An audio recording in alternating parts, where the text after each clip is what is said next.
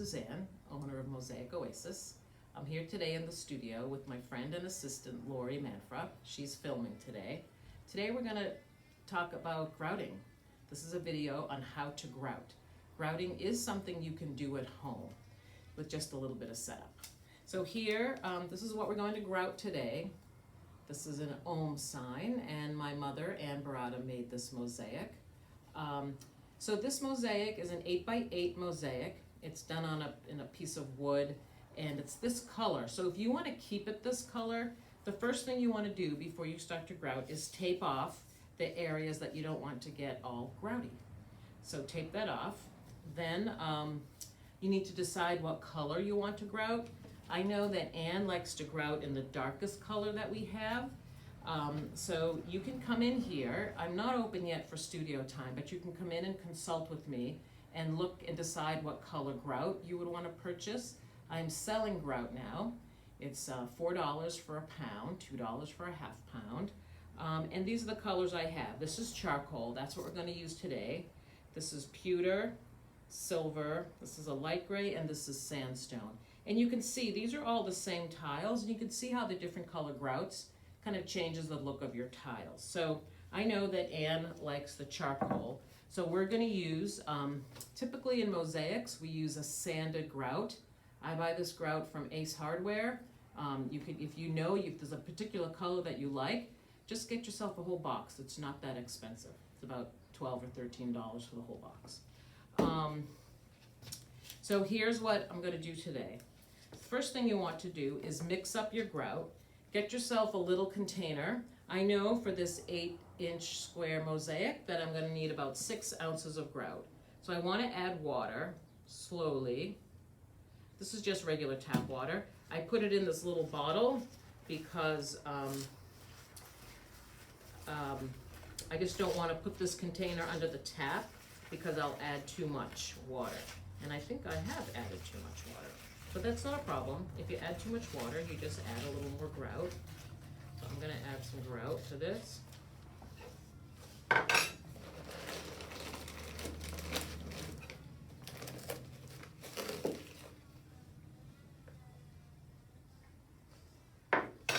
And once you get it mixed up, you want it to the consistency of, I don't know, I sometimes say oatmeal, or people say peanut butter, thick cookie dough batter. But I'm going to have Lori do a close-up here. This is about, I'd say that's even a little, this is a little too loose. I'm going to add a touch more grout.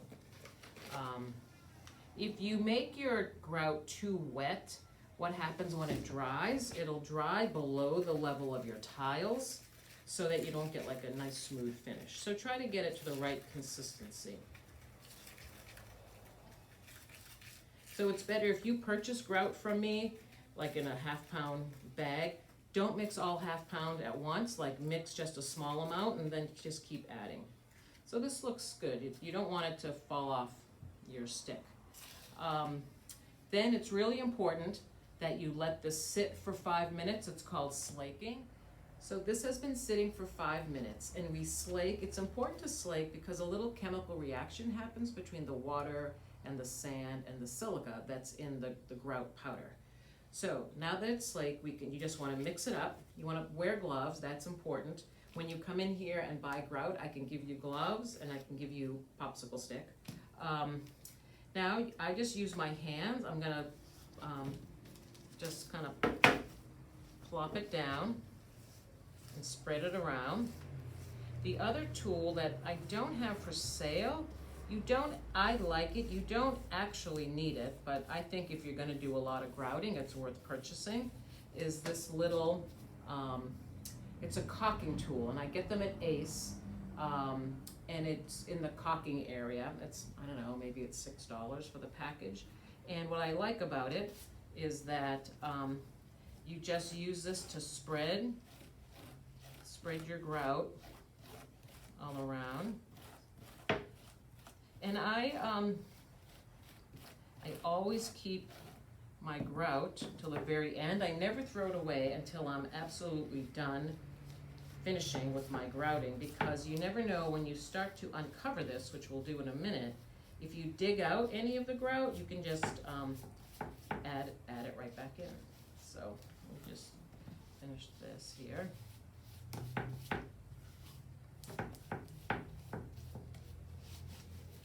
So I'm spreading this around.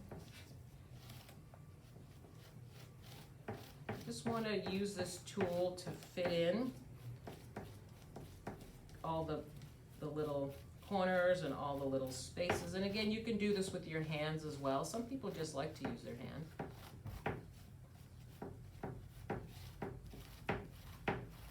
Then you end up with some extra.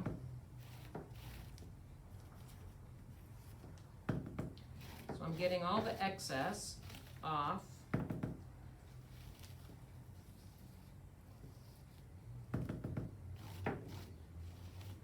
Now, what I want to do is get little rags. There we go. Little rags. We find it best if they're cut up into small little pieces like this. And then I just start to wipe. Just wipe. I turn to a clean surface. Okay, so I've wiped off like what I call like the first cleaning, and you see it's still not, it definitely is not totally clean, but I got all the big stuff off. And now, and every mosaic is different depending on the glass. This type of glass, this is Briar tile, this is mirror glass, and some stained glass. The stained glass and mirror glass cleans up really easily. The Briar you have to work a little harder. But at this point, sometimes it's best to let the grout dry between the cracks and then finish cleaning the top. But also you can, here I sell little tools, grouting tools. This is a little palette knife or a grouting palette. This is $5. We sell these picks for $5. These are great to get to smooth out your edges and really make sure you've uncovered all of your tiles. So I just use these to clean up around the edges. And some people, you know, Anne works really clean, so there's not any glue on the top of the tiles, but sometimes there can be glue, and this is great just to scrape the glue off. So I'm going to continue cleaning, but typically, again with my little rags, there, this is coming out really clean. Typically, I might wait a little longer, because what happens if you start to do your fine cleaning before the grout dries in the cracks, you're just spreading the wet grout around. So I think this is all that I can do for now, and I will come back to you in a couple hours with the finished mosaic. And here is the finished mosaic, all grouted and cleaned up. And here are also some tools that you can use. These are $5 each. We have them at Mosaic Oasis. And for your final clean, you might want to use some Q-tips slightly dampened either in water or white vinegar to really clean up and shine up the mosaic. And now you can see this is done in a little inset. So what I would probably do with that wood frame is I'll probably paint it either black or a dark charcoal color. But that's how your finished mosaic will look. Thanks for watching.